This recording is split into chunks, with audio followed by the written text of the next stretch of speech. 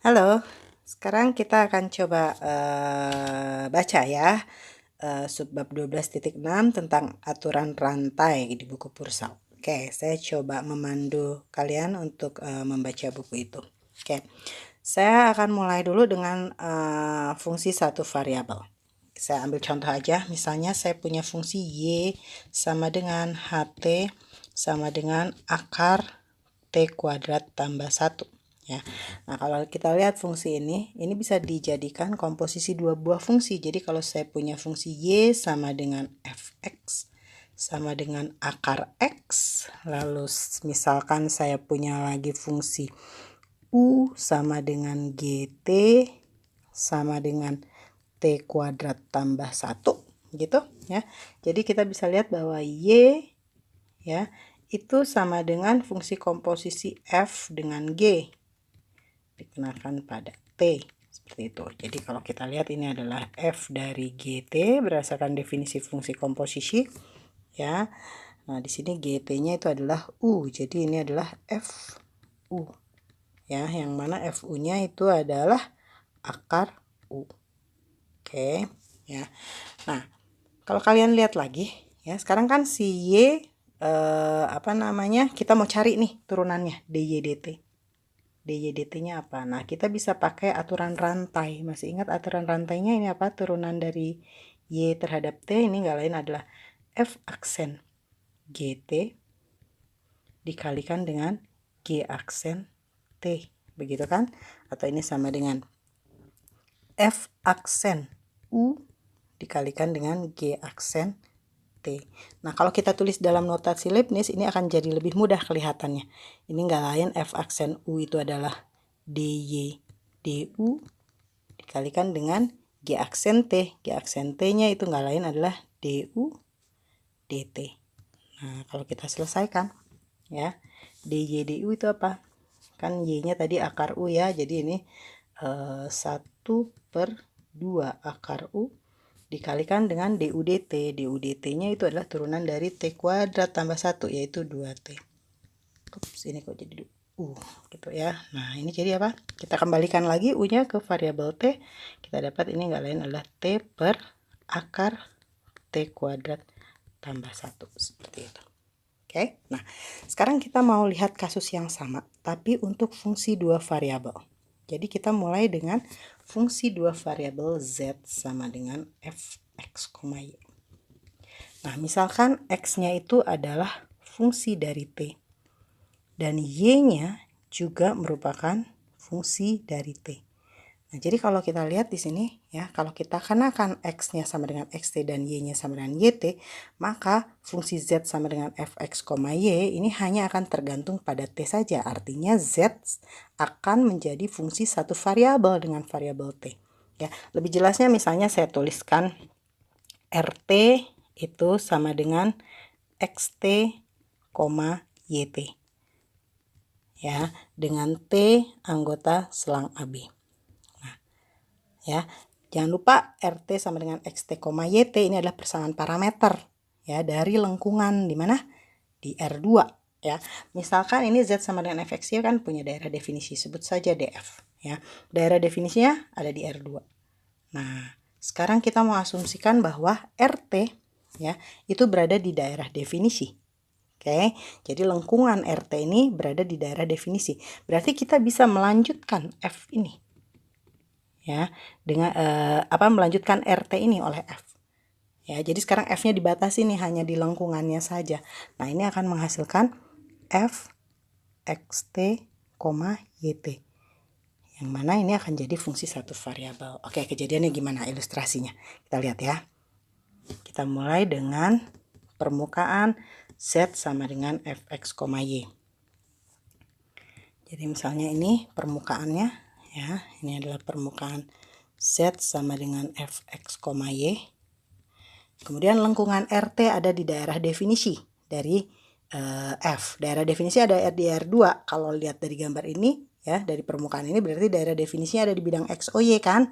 Ya, nah berarti lengkungannya juga ada di bidang X, Y. RT sama dengan XT, YT. Katakanlah misalnya lengkungannya ini. Ya, ini adalah lengkungan RT. Nah, sekarang kita terusin nih RT ini sama F. Oke, saya ganti warna dulu biar jelas ya. Nah, jadi si RT ini akan dipetakan oleh F di permukaan ini kan. Ya.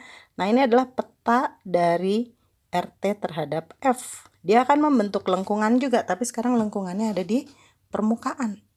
Ya. Nah, ini ilustrasinya kira-kira seperti itu. Nah, sekarang pertanyaannya ya. Pertanyaannya, kita mau cari apa? Kita mau cari dz dt, karena sekarang kan si z nih fungsi satu variabel, hanya tergantung pada t saja ya. Nah, sekarang kita mau cari nih dz dt ya. Nah, kalau mengikuti fungsi satu variabel ini, kalau di buku Purcell ada di teorema A subbab 12.6 ya. Oke, kalau kita lihat nih di fungsi satu variabel dia bentuknya seperti ini. Nah, untuk kasus fungsi dua variabel ini juga sama. Cuman turunannya diganti dengan gradien untuk fungsi dua variabel.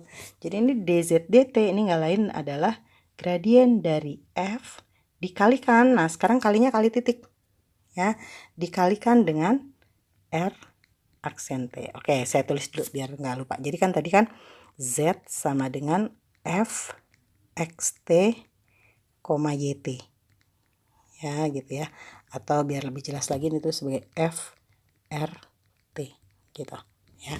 Nah, jadi dz dt nya itu adalah turunan dari f, yaitu gradien f dikalikan titik dengan r aksen t ya. Buktinya ada di buku di teorema A 12.6 ya, silakan dibaca. Oke, nah sekarang kita lihat nih gradien f apa. Gradien f itu nggak lain adalah do z do x, do z do y ya. R aksen t nya apa? Kalikan titik dengan vektor R aksen t, yaitu dx dt, dy dt. Nah, jadinya apa ini? Ini nggak lain adalah do z do x dikalikan dengan dx dt ditambah dengan do z do y dikalikan dengan dy dt. Ya, perhatikan ada yang pakai d, ada yang pakai do. D itu untuk fungsi satu variabel. Jadi ini dz dt misalnya di sini ya. Artinya t itu satu-satunya variabel. Tapi kalau do z do x, do z do y artinya selain x itu ada variabel yang lain, oke? Nah, kalau dilihat dari bentuknya jadi gampang ya, ini kayak apa? Kayak ada pencoretan begitu ya. Padahal itu asalnya dari ini ya. Dari perkalian antara gradien f dengan r aksen t. Tepatnya bisa kita lihat ya, kalau misalnya T0 ini anggota selang AB begitu, maka kita akan punya RT0 ya, yang mana ini adalah XT0, YT0 ya. Nah, sebut saja titik yang fix ini adalah apa ya? Oke, P, Q begitu ya. Nah, jadi sekarang kalau kita mau lihat DZ dt di titik T0 ini nggak lain adalah do z do x di titik P, Q yaitu RT0 dikalikan dengan dx dt di titik T0 ditambah dengan do z do y di titik P, Q dikalikan dengan dy dt di titik T0 begitu. Selanjutnya kita lihat contoh ya. Kalau misalnya saya punya fungsi dua variabelnya itu z sama dengan fx, y itu adalah kita lihat fungsi polinom aja yang sederhana ya. X kuadrat y pangkat t 3. Nah, tapi di sini x-nya itu adalah fungsi dari t, yaitu misalnya t pangkat 3 deh ya. Terus y-nya juga merupakan fungsi dari t. Misalkan t kuadrat. Saya ambil yang mudah dulu ya biar kelihatan. Oke, nah sekarang untuk menyelesaikannya kita bisa pakai dua cara. Ya, cara pertama itu cara yang konvensional, yaitu kita substitusikan saja x dan y-nya ya ke dalam fungsi dua variabel. Jadi kalau kita substitusikan berarti kita dapatkan z ya, ini sama dengan f xt, yt, yaitu XT-nya adalah T pangkat 3. Jadi ini T pangkat 3 dikuadratkan dikalikan dengan Y yaitu T kuadrat dipangkatkan 3 juga. Ya, hasilnya adalah T pangkat 12 begitu ya. Nah, sekarang kita cari dz dt-nya ya. Ini fungsi polinom biasa. Kita cari dz dt-nya ini adalah 12 kali T pangkat 11 ya. Nah, selain dengan melakukan substitusi dari X dan Y, kita bisa juga memanfaatkan aturan rantai tadi ya. Kita sebut saja ini cara 2. Oke. Nah, jadi kita mau cari dz dt ya. Dz dt-nya ya. Pakai aturan rantai ini kita dapat adalah do z do x dikalikan dengan dx dt ditambah dengan do z do y dikalikan dengan dy dt. Oke, kita hitung do z do x-nya apa? Hitungan lain adalah 2x kali y pangkat 3. Dx dt-nya itu adalah 3t kuadrat. Ditambah dengan do z do y yaitu 3x kuadrat. Y kuadrat dikalikan dengan dy dt yaitu 2t. Nah, ini kalau kita substitusikan x dan y-nya ya, kita dapat 2 kali t pangkat 3 dikalikan dengan t kuadrat pangkat 3 dikalikan dengan 3t kuadrat ditambah dengan 3 kali t pangkat 3 dikuadratin kali t kuadrat dikuadratkan dikalikan dengan 2t. Oke, ini kalau kita hitung lagi hasilnya adalah 6t pangkat 11 ditambah dengan 6t pangkat 11 juga, atau ini adalah 12t pangkat 11. Hasilnya sama. Oke ya. Nah, terserah aja mau pakai cara yang mana, bisa dipilih cara yang paling mudah. Selanjutnya kita lihat contoh ini ya. Misalkan pasir tumpah ke tanah sedikit demi sedikit dan setiap saat membentuk kerucut. Jika laju pertambahan tinggi kerucut itu 3 inci per menit dan laju perubahan jari-jari dasar kerucut 2 inci per menit, hitunglah laju pertambahan volume kerucut pasir ketika tinggi kerucut 100 inci dan jari-jari dasar kerucut 40 inci. Oke, keadaannya seperti apa? Jadi si pasir tumpah, dia selalu membentuk kerucut. Saya coba gambarkan dulu ya. Kerucut, sebut saja tinggi kerucutnya itu adalah H dan jari-jari dasar kerucutnya itu kita sebut saja R. Oke, volume dari kerucut ini adalah apa? 1/3 pi R kuadrat kali H, begitu kan? Betul ya? Oke. Nah, sekarang jari-jari dasar kerucut terus bertambah. Tinggi kerucut juga terus bertambah. Nah, berarti si R ini berubah dan dia tergantung pada waktu. Ya, karena ditambah terus kan pasirnya, ya. Terus si H tingginya juga berubah. Dia tergantung pada waktu. Nah, jadi sekarang ya volume pasir yang tadinya tergantung pada R dan H ya, sementara R-nya tergantung pada T dan H-nya tergantung pada T, maka volumenya juga sekarang tergantung pada T ya. Jadi kita bisa lihat di sini VT itu sama dengan 1/3 kali pi RT kuadrat dikalikan dengan HT. Nah, yang ditanya apa? Laju pertambahan volume kerucut pasir. Jadi kita cari dV/dt. Oke. Nah, kita manfaatkan aturan rantainya. Kita hitung dV/dt ini sama dengan do V do R dikalikan dengan dR dt ditambah dengan do V do H dikalikan dengan dH dt. Oke, dari fungsinya, dari fungsi V kita dapat do V do R itu adalah 2/3 pi R H dikalikan dengan dR dt ditambah dengan do V do H itu adalah 1/3 pi R kuadrat dikalikan dengan dH dt. Oke ya. dR dt diketahui dari soal ya. dr dt-nya berapa? Coba kita lihat lagi ke atas. dr dt-nya itu adalah perubahan jari-jari dasar kerucut, yaitu 2 inci per menit, ya. dh dt perubahan tinggi kerucut itu adalah 3 inci per menit. Oke, ya. Nah, sekarang kita mau cari dv dt ketika tinggi kerucut 100 inci dan jari-jari dasar kerucut 40 inci. Tinggal dimasukin, ya. Jadi kita lihat di sini ini sama dengan 2/3 pi kali jari-jarinya 40 dikalikan dengan 100 dikalikan dengan dr dt, yaitu 2 ditambah dengan 1/3 pi kali r kuadrat, yaitu 40 kuadrat dikalikan dengan dh dt, yaitu 3. Oke. Ini adalah dv dt. Ini kalau dihitung hasilnya adalah 20.800/3. Cek lagi ya kalau saya salah hitung pi, seperti itu.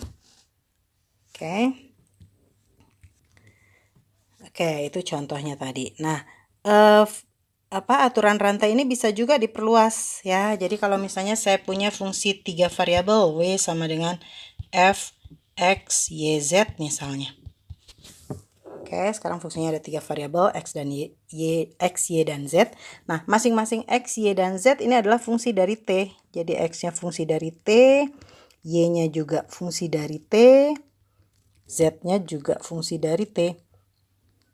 Nah, kalau ini yang terjadi, maka w-nya itu akan menjadi fungsi dari t saja. fxt, yt, zt. Ya, jadi w-nya sekarang jadi fungsi satu variabel nih, hanya tergantung pada t. Nah, kita bisa hitung dw dt, ya.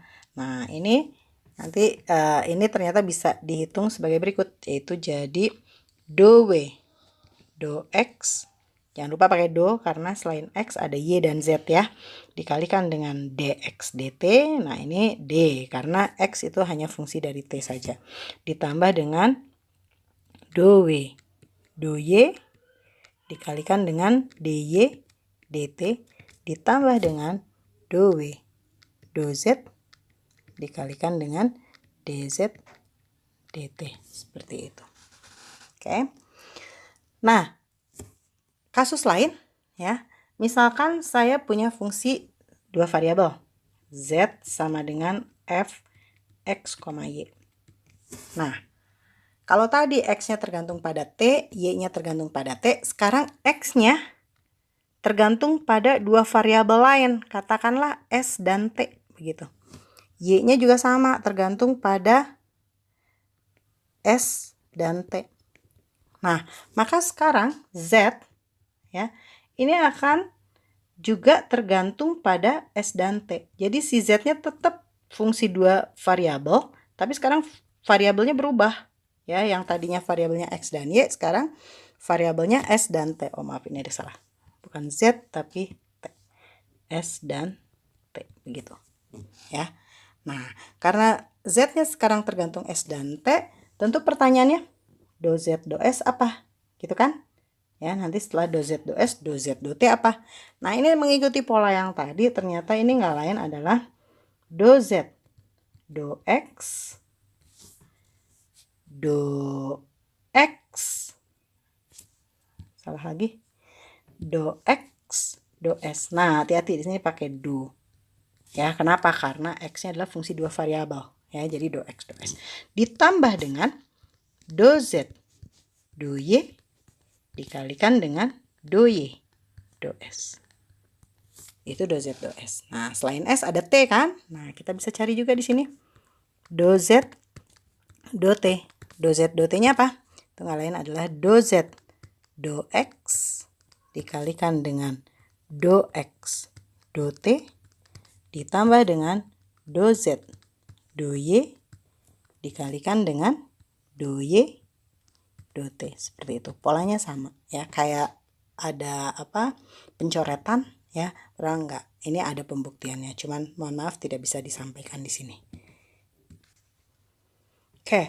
Aturan rantai ini bisa juga dimanfaatkan untuk menyelesaikan turunan pada fungsi implisit. Oke, misalkan kita punya fungsi implisit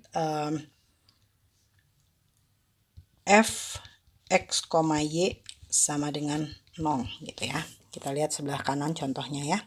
Kayak misalnya contoh nih ya, x pangkat 3 tambah 2x kuadrat y dikurangi y pangkat 3 sama dengan 0 gitu ya. Misalnya contoh nih ya, contoh. Nah, kalian masih ingat nggak? Kalau misalnya ya, misalkan y bisa ditulis sebagai fungsi dari x.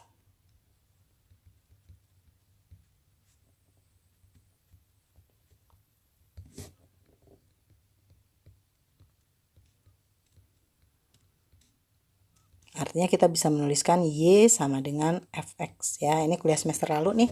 Nah, sekarang kita bisa cari dy dx-nya kan tanpa kita bisa menuliskan tanpa kita perlu menuliskan y-nya itu secara eksplisit apa ya. Kita bisa manfaatkan dx dari x pangkat 3 tambah 2x kuadrat y min y pangkat 3 sama dengan dx dari 0 begitu kan?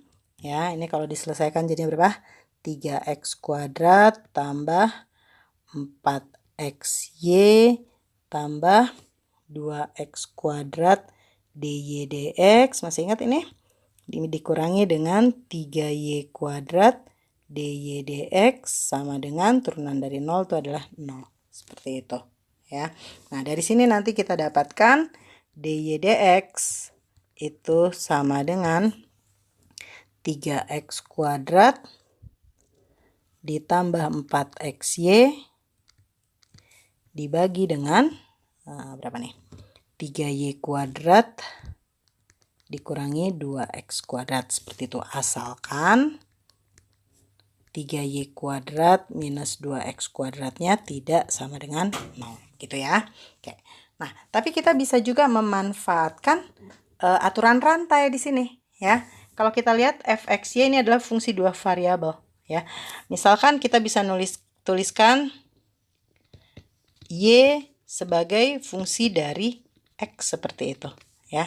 Nah, maka kita bisa tulis di sini. Jadi sekarang y-nya sebagai fungsi dari x dan x-nya yaitu sama dengan x sendiri ya. Oke. Jadi sekarang fungsinya si f besar ini sekarang hanya tergantung pada x saja ya. Jadi kita bisa tulis f x, fx sama dengan 0 gitu.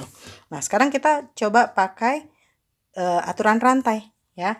Kita dapat di sini bahwa do f do x dikalikan dengan dx gitu ya, ditambah dengan do f do y dikalikan dengan dy dx atau dy dx-nya adalah f aksen x ya. Ini sama dengan berapa? Karena ruas kanannya 0 berarti turunannya juga 0 kan ya. Oke.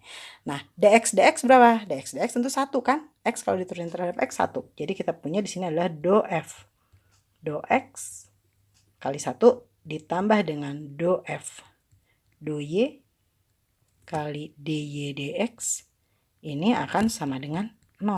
Sehingga kita dapatkan dy dx-nya yang mana ini adalah f aksen x itu sama dengan minus dari do f do x dibagi dengan do f do y. Syaratnya apa? Tentu saja syaratnya adalah do f do y-nya tidak boleh sama dengan 0. Oke. Nah, sekarang kalau kita lihat contoh yang tadi ya. Berapa? Saya tulis lagi deh contohnya ya. Saya tulis aja f xy sama dengan x pangkat 3 tambah 2x kuadrat y minus y pangkat 3 sama dengan 0 ya. Oke, nah sekarang kita lihat kalau kita ikutin ini ya. Kita bisa hitung dy dx-nya itu sama dengan minus do f do x dibagi dengan do f do y asalkan do f do y-nya tidak sama dengan 0. Oke, kalau kita hitung do f do x berapa? Do f do x-nya itu adalah sama dengan minusnya jangan lupa. Do f do x itu adalah 3x kuadrat ditambah 4xy dibagi dengan do F do Y. Do F do Y-nya adalah 2x kuadrat dikurangi 3y kuadrat. Asalkan apa? Asalkan 2x kuadrat minus 3y kuadrat tidak sama dengan 0. Nah, ini kan sama sama yang tadi. Ya, oke. Seperti itu. Oke. Nah, sekarang gimana kalau kita punya fungsi implisit untuk fungsi 2 variabel?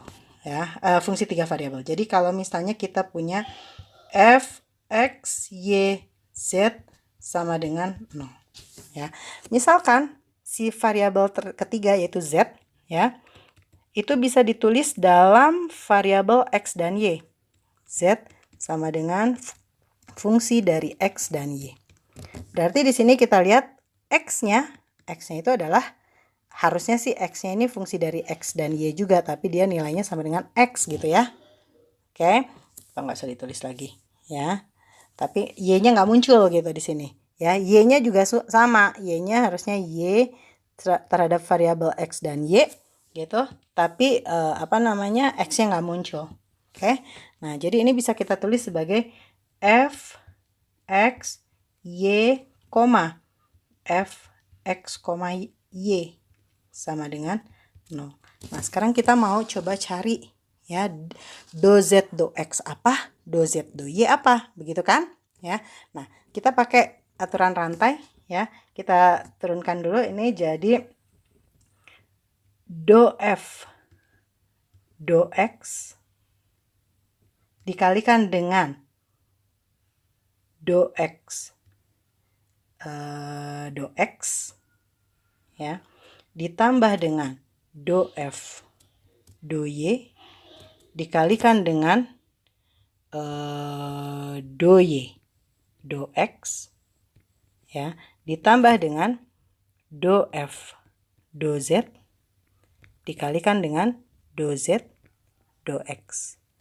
Nah, karena ruas kanannya 0, tentu ini harus sama dengan 0. Oke. Nah, sekarang kita lihat. Do x ini apa? Tentu saja dia adalah 1. Ya, kali 1. Ya, ditambah dengan do f do y kali do y do z. Ya. Perhatikan di sini y-nya tidak tergantung pada x. Ya, berarti do y do x-nya ini adalah 0. Ya, ditambah dengan do f do z dikalikan dengan do z do x. Ini sama dengan 0. Jadi kita punya do f do x ditambah dengan do f do z dikalikan dengan do z do x. Ini sama dengan 0. Yang mana ini menghasilkan do z do x ini sama dengan minus dari do f do x dibagi dengan do f do z. Asalkan do f do z-nya tidak sama dengan 0. Tuh. Oke. Nah, kita juga mau hitung do z do y dong, ya. Nah, do z do y-nya apa? Sama, kita ulangin lagi nih, ya. Jadi sekarang kita dapat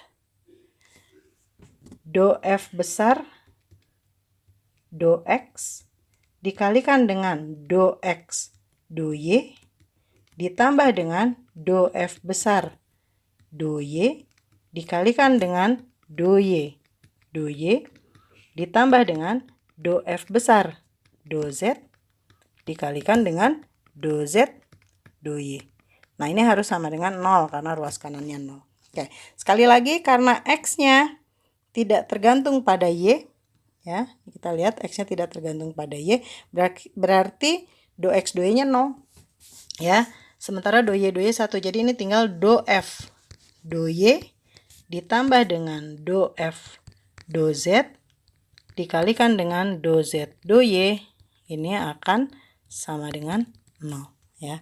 Sehingga kita dapatkan do z do y ini sama dengan minus dari do f do y dibagi dengan do f do z. Ya, tidak konsisten nulisnya. Saya rapikan dulu. Do f do z gitu. Ya, asalkan Sama dengan yang tadi, do F do Z-nya ini tidak sama dengan 0. Begitu. Kita lihat contoh ya. Oke, terakhir nih. Contoh. Misalkan saya punya fungsi implisit ya. 3x kuadrat Z ditambah dengan Y pangkat 3 minus X Y Z pangkat 3 ini sama dengan 0. Ya. Nah, kita mau cari satu aja ya. Do Z do X. Nanti kalian cari sendiri do Z do Y-nya ya. Do Z do X begitu. Oke. Ya. Nah, misalkan ya, kita bisa menulis Z itu sebagai fungsi dari X dan Y.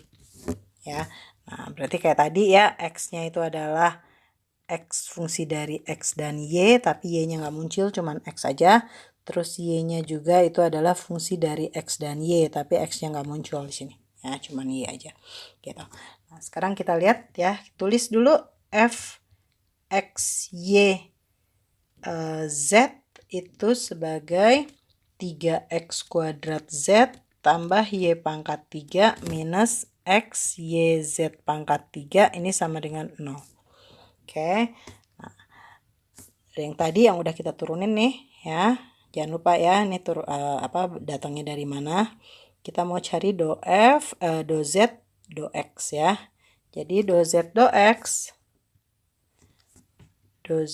X itu nggak lain adalah minus dari do F do X dibagi dengan do F do Z, asalkan do F do Z-nya tidak sama dengan 0 ya.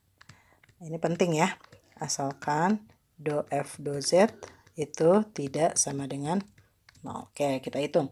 Do F do X-nya berapa? Do F do X-nya itu adalah 6xz dikurangi dengan YZ pangkat 3. Dibagi dengan do F do Z. Do F do Z-nya adalah 3x kuadrat minus 3xyz kuadrat. Oke. Asalkan 3x kuadrat minus 3xyz kuadrat ini tidak sama dengan 0. Oke. Demikianlah ulasan untuk subbab aturan rantai ini ya. Terima kasih, sampai ketemu di subbab berikutnya.